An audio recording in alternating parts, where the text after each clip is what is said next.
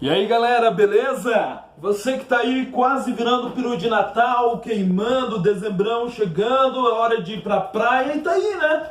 Bobeou durante o ano, podia já tá bem tranquilo, mas é.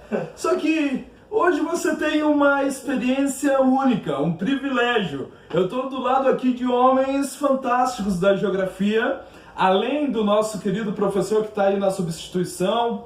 Eu creio que é o professor Klaus, um salve aqui.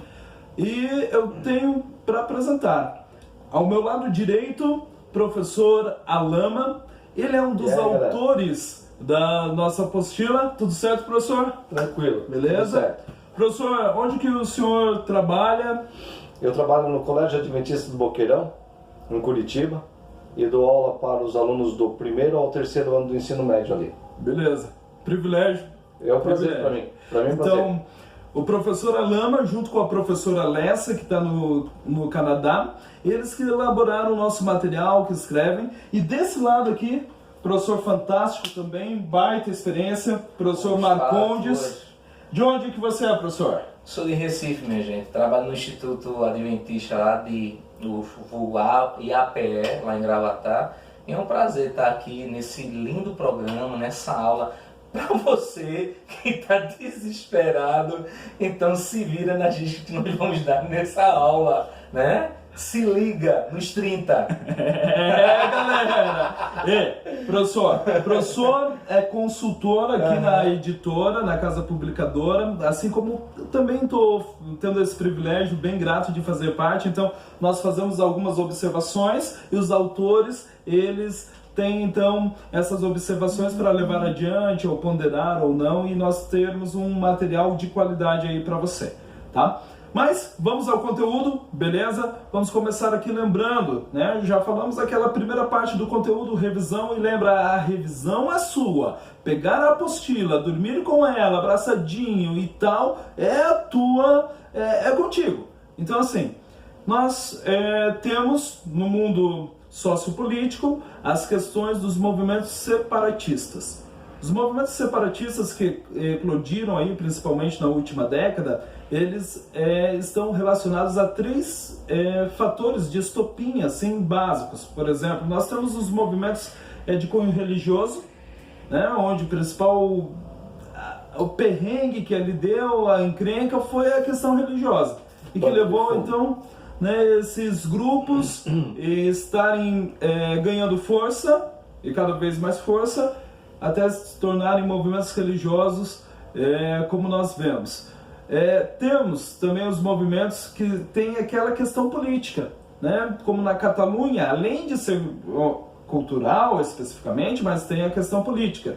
Na Catalunha nós vemos a distribuição da economia, o questionamento, né, do que vai para Madrid e não retorna ali para a região da Catalunha, Barcelona, enfim, um embate muito grande.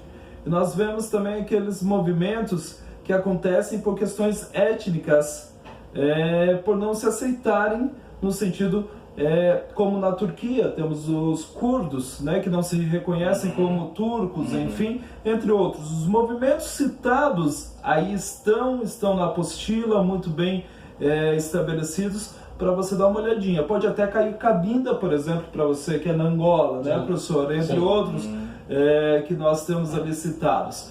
Mas é nítido que os países hoje no mundo existe essa questão de alguns grupos quererem se auto-reconhecer, buscarem independência. Até citamos aqui, estávamos conversando agora há pouco sobre o movimento Sul é o meu país, que de cara é um movimento que não tem aporte por ser inconstitucional no caso de ferir, né, as questões aí da Constituição brasileira. A verdade, sabe o que acontece, Thiago? É que todos esses movimentos, todos eles são ilegais, a princípio.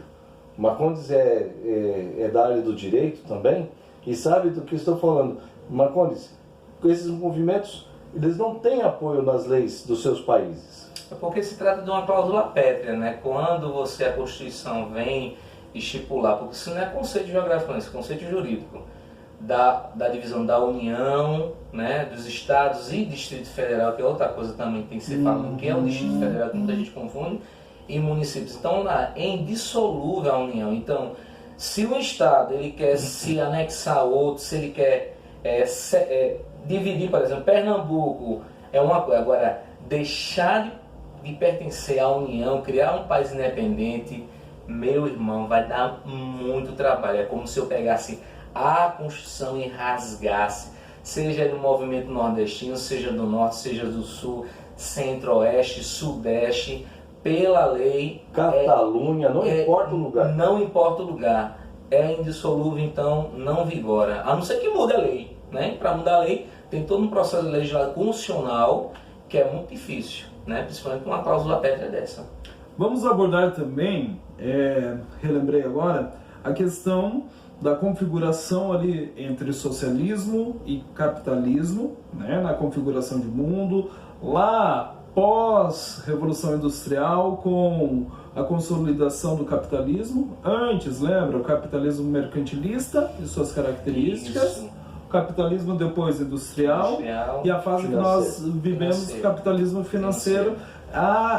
E isso tem uma ligação muito forte com a expansão do processo que conhecemos como globalização. Né? Então lembra de verificar quais são as características de cada uma das fases aí do capitalismo.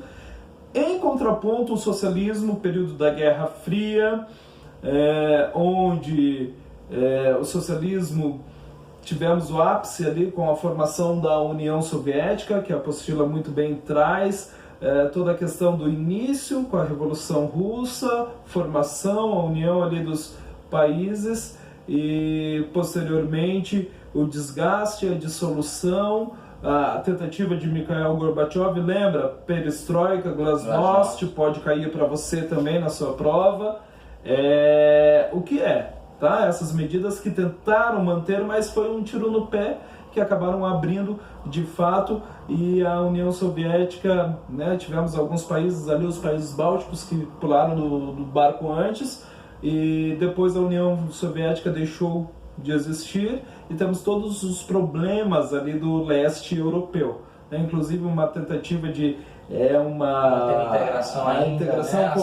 com a SEI, você sabe? Você sabe, né? Sei. Eu sei. Entendesse. Eu sei. Beleza. Mas que, né, vemos o leste europeu ali e a própria Rússia com grandes problemáticas. Mas falando de globalização, né, nós vamos para essa abordagem que fortemente aí algumas questões podem estar na sua prova, globalização e suas características. Professor Alama. Então vamos lá. A globalização ela tem origem e nasce com as grandes navegações lá no século XVI.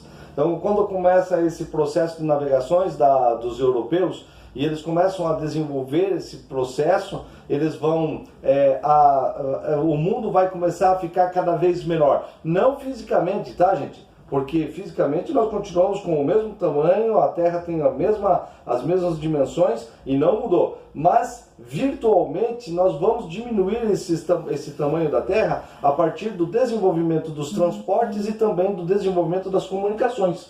Quando nós temos esses dois processos em conjunto, a Terra vai encolher de tamanho, ela encolhe. Então nós vamos chamar aí, e é bem comum você ouvir falar, na tal da aldeia global. Então nós diminuímos a Terra de tamanho em função dessas situações. Quando fala de globalização, você não pode esquecer de alguns conceitos da globalização, como por exemplo o conceito do liberalismo, do protecionismo e das relações diplomáticas, tá? Que são fundamentais para o exercício desse processo aí chamado globalização. Não esquece disso.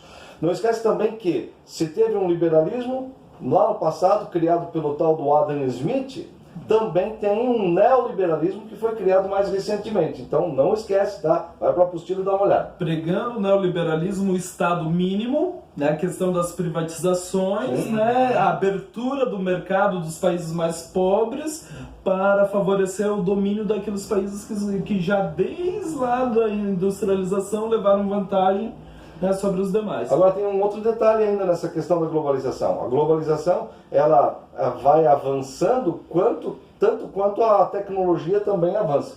E aí criam-se os chamados tecnopolos, né? Que são áreas de desenvolvimento de tecnologia ao redor do mundo. Uma delas fica lá no Vale do Silício, lá na Califórnia. Daí nós temos outras que estão espalhadas lá, por exemplo, no Japão, tem já desenvolvimento tecnológico na Coreia do Sul, na China, na Europa, de um modo geral também. Mas tem uma outra coisa interessante ainda, Thiago. Tem uma questão que é a exclusão com a globalização. Tá? Então nós temos os excluídos globais. Né? Quem são eles? São as pessoas que não conseguem aderir a toda essa tecnologia, a todas esse desenvolvimento que está acontecendo. Então, por exemplo, dentro de uma grande cidade, mesmo aí onde você mora, né, Florianópolis, você vai ter pessoas que não conseguem se adequar a essa realidade nova. Né? Então ele não tem ou por questão financeira, por não poder conseguir acompanhar o desenvolvimento tecnológico, ou também muitas vezes por questões até de idade. Você já foi a um banco? Se você for a um banco, num caixa eletrônico, e tiver uma grande fila, pode saber que lá na frente tem um velhinho lutando com a máquina. Tá? Tem isso, né, Lama? Por exemplo, se você tem um Wi-Fi, se você tem um celular, você disse, e escuta de um colega: ah, mas eu não tenho Wi-Fi. Como não? Pense que tem pessoas que nem energia elétrica têm. É verdade. No mundo globalizado, Exatamente. Nos dias de hoje. E tem mais uma coisa. E aí nós temos também um outro fator muito interessante que tem que ser abordado com a questão da globalização, que é a questão do desemprego. Temos dois tipos de desemprego, não esqueça disso. Um chama-se estrutural, que é o quê? Mexeu na estrutura da produção. Então lá na fábrica, lá, o cara trabalhava e tal, de repente o patrão viu que se colocasse uma máquina no lugar dele, ele teria mais lucro, ele teria muito mais vantagem. Então dispensa o empregado e ele vai ficar com as máquinas no lugar. Existe um outro desemprego chamado de conjuntural, que é provocado pelas crises econômicas que no mundo globalizado espalham-se como se fosse um rastilho de pólvora, vou usar essa expressão assim. Você tem alguns que usam essa expressão: se você tiver alguém espirrando lá na Coreia do Sul, aqui no Brasil a gente pega a gripe, né? Porque no mundo globalizado tudo é muito rápido, principalmente com as crises econômicas. Nós tivemos uma última crise econômica assim significativa de nível mundial, a de 2008, que começa lá nos Estados Unidos, se espalha pelo mundo inteiro, atinge também os países europeus, atinge o Brasil de leve, de raspão, porque no Brasil o governo tomou algumas medidas consumistas internas para aquecer o mercado interno. Agora, dos dois desempregos, qual é o pior? O pior é o desemprego conjuntural, sabe por quê? Porque quando está acontecendo desemprego estrutural e uma fábrica está readequando a sua produção, as suas atividades lá como fabris, o empregado que ficou desempregado, ele vai procurar um emprego numa outra fábrica que ainda não chegou nessa tecnologia. Ele ainda tem emprego. Agora, no conjuntural, não. Todo mundo está desempregando ao mesmo tempo. Então não adianta, você vai procurar emprego num outro lugar, está escrito lá, não há vagas. Vai para outro lugar, não há vagas, não há vagas, não há vagas, não há vagas. E aí, temos hoje no Brasil 13 milhões de desempregados.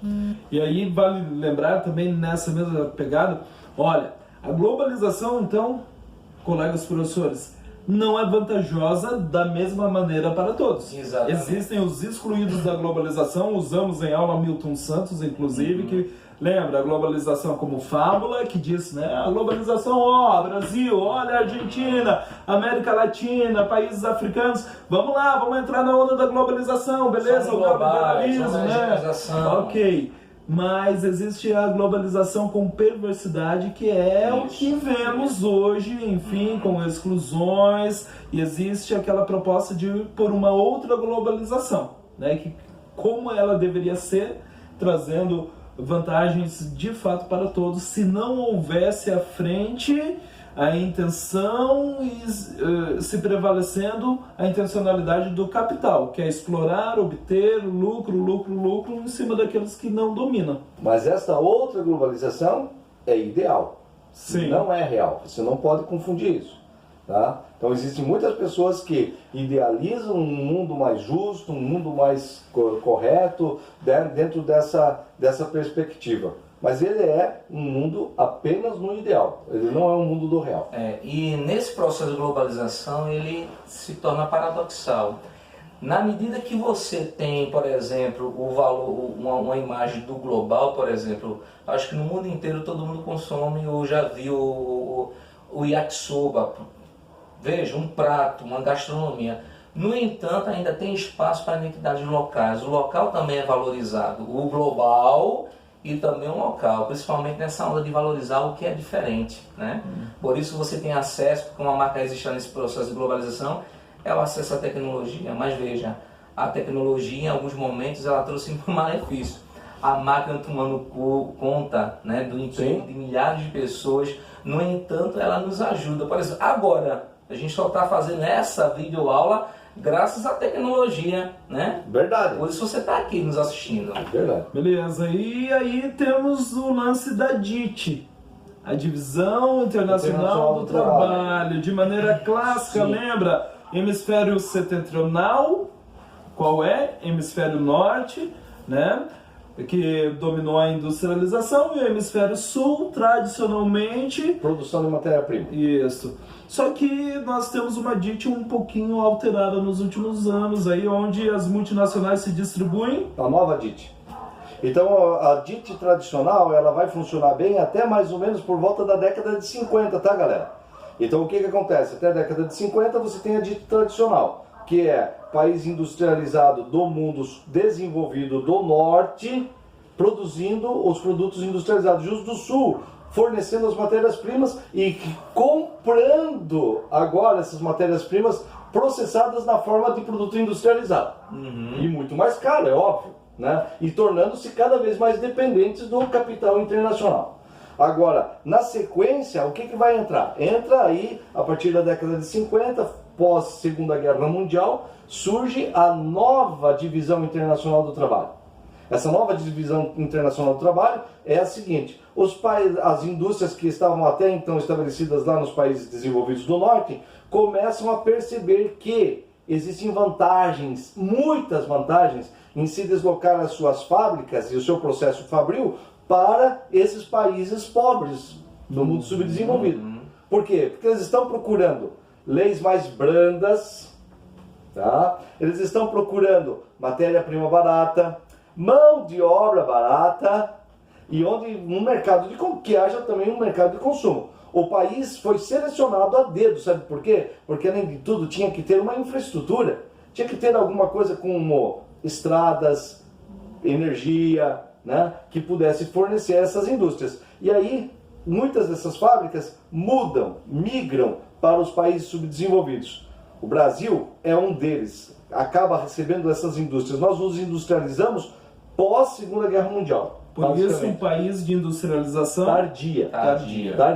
E outra coisa, só que tem uma diferença, gente, olha só. Enquanto os países latino-americanos se industrializam em cima de uma plataforma de substituição de importações, o que quer dizer isso? Olha, se eu estou comprando lá dos Estados Unidos, vou parar de comprar deles e vou fabricar aqui, né? E já os tigres asiáticos, por exemplo, lá na Ásia, se estabelecem industrialmente como uma plataforma de exportações. Vamos produzir aqui para vender para fora. Quem se deu melhor? Muito bem. E nesse contexto, ainda de mundo e mundo globalizado, é importante que você esteja ligado. Vamos ter aí uma questão, duas, referentes às organizações internacionais e aquela organização internacional de maior destaque. Sério, cara? Vai Diz ter. aí, professor, qual seria? E assim, é muito fácil. Se você errar algo como essa, chama a mãe para conversar, não sei. Diz. Melhor relaxar. A gente tá aqui para relaxar um pouco vocês, certo? Começa assim. Suponhamos que a globalização seja a nova novela das 9, pode também ser das 6, das 2, enfim. A pergunta que eu faço é: quem são os principais atores dessa novela? Eu vou te dar uma dica. Estados, países, estados-nação, seja lá o que você queira. 2, né, o segundo grupo de atores, as ONGs internacionais. E a terceira, organismos internacionais. Então você tem aí um surgimento de organismos que a gente pode chamar supranacional, né, que foram criados, principalmente ele que marcou assim um processo muito importante da história, a Segunda Guerra Mundial, que na verdade não surge nesse período, né? Tem antecedentes Liga das Nações, mas aí vai se formatar aí, vai ser criado principalmente por interesses, né, dos aliados que venceram a Segunda Guerra, que é a Organização das Nações Unidas, não é isso? Tanto é que esses interesses são, né, evidentes, por exemplo, dentro do órgão ali onde nós temos. Que órgão é esse? Ou que parte das Nações Unidas é esta? Onde nós temos 5 membros permanentes e que decidem muitos dos rumos. E um deles, inclusive, pode gerar veto. A CS, Conselho de Segurança. 5 países têm poder de veto. Na verdade, são formados por 15. Olha a dica. Se são 15... 10 são eleitos a cada 2 anos. 5 têm poder de veto, mas a ideia deveria representar os 5 continentes. Só que você tem o que neles? Reino Unido, aliadinho, Estados Unidos, a Rússia, França. Aí chamaram o asiático, China. Tu acredita realmente que isso representa um planeta tão diversificado com tantos países? Aí o que acontece? Só que para atacar, para ter uma decisão de guerra pela Organização das Nações Unidas, precisa ter no mínimo 9. 9 mais os 5. E aí, nesse direito da veto, se um discordar, não ataca. Acabou. Certo? Acabou. Só que isso em tese, que lá atrás, na década de 90, lembra do Iraque? Não lembram, né? Mas a gente está aqui para recordar. Muitos não foram contra o ataque ao Iraque. 2003. Lembra? 2003. Ataque a armas químicas, lembra que o Iraque invadiu o Kuwait, Saddam Hussein, só que não teve unanimidade. Rússia vetou. Exatamente. O que foi que aconteceu? Estados Unidos atacou. A pergunta que eu faço é: e pode, Marcondes? Claro que não. A pergunta é: e os Estados Unidos obedeceram a regra criada por ele? Foi.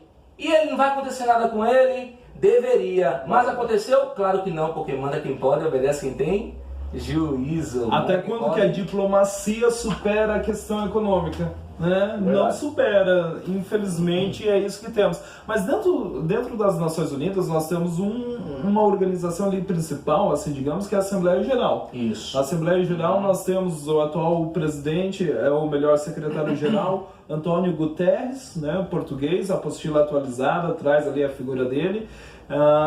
E nós temos uma vez a cada ano a reunião, né, na Assembleia Geral. De setembro a dezembro. Isso, inclusive o Brasil tradicionalmente abre, o primeiro, porque foi o primeiro ali signatário, né, dos países que assinaram, e hoje nós temos quantos membros nas Nações Unidas? Você lembra? 193 países, né, ou estados, nações, membros nas Nações Unidas. As Nações Unidas chegaram ao seu objetivo de fundação, professor? Não.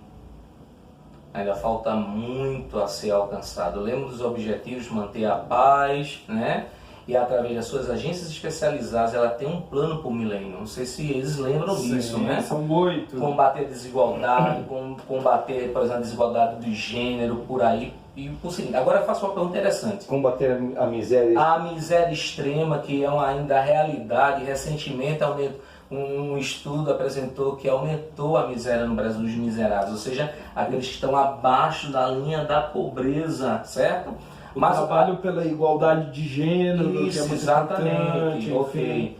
Mas uma pergunta que eu faço é o seguinte: tudo bem, então ela não alcançou, mas ela serve para alguma coisa? O mundo seria melhor sem ela? Eu acredito que não, certo? Mesmo ela não alcançando de forma plena os seus objetivos, ainda assim é uma instituição muito importante, principalmente para evitar um conflito, principalmente ela surge numa ameaça, numa terceira guerra nuclear, por exemplo. E eu acho que também tem uma outra importância, Marcondes e Thiago. Eu acho que ela tem uma importância muito grande nos aspectos sociais. Exatamente. Porque ela desenvolve planos, ela desenvolve projetos, ela desenvolve estudos no campo social. E ainda também no campo ambiental, né? Nós temos o IPCC, né, muito contestado hoje, tudo mais e tal, mas ainda é um estudo oficial, né, que é o painel intergovernamental para mudanças climáticas, né, que é da ONU.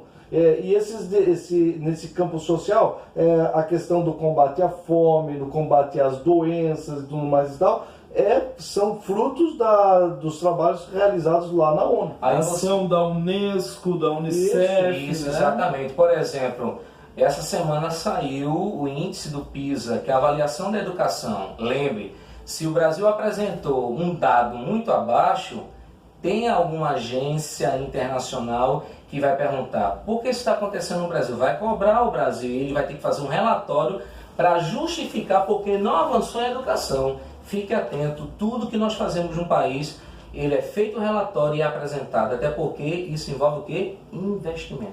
Ok. Galera, tá show de bola e nós vamos aqui para a parte final. Tá? Além da ONU, outras organizações internacionais, elas são de relevância considerável. Nós vemos, por exemplo, um grupo, né, que reúne os países mais industrializados do mundo, ou que se industrializaram e levaram mais vantagem com isso. Esse grupo ricos. Era chamado de G8, hoje é chamado de G7. Quem foi embora desse grupo mesmo? Quem foi embora? A Rússia. A Rússia. Toda aquela questão da Crimeia, a Crimeia é uma parte Exatamente. da Ucrânia, a Rússia invadiu ali a Crimeia numa vulnerabilidade do governo da Ucrânia e os demais países do G7 não concordaram, né? E a Rússia, tchau, ela era mantida no G8 até Era isso então. que eu ia perguntar. Por que ela foi convidada para o G8? Por quê, professor? Por causa da ameaça, porque a Rússia, acreditem, é aquele cara grande, forte, que você nunca vai querer ter como inimigo. Simples assim. Aqui com a gente assim é descomplicando a revisão do conteúdo de geografia. É simples assim. É que a Rússia, ela é a herdeira da União Soviética. E a União Soviética tinha um monte de armas. E ela herdou tudo aquilo. Exatamente. Poderio bélico, né? Também chamado no vestibular, vai ser assim chamado, poderio bélico, enfim. E temos então o G20, que corresponde aos países emergentes de maior destaque. Lembra, emergente, aquele que era pobre, de alguma maneira se industrializou tardiamente, a operação das multinacionais, explorando mão de obra, enfim, e hoje emergiu no cenário econômico mundial. E aí nós temos o chamado G20. Né? Certo.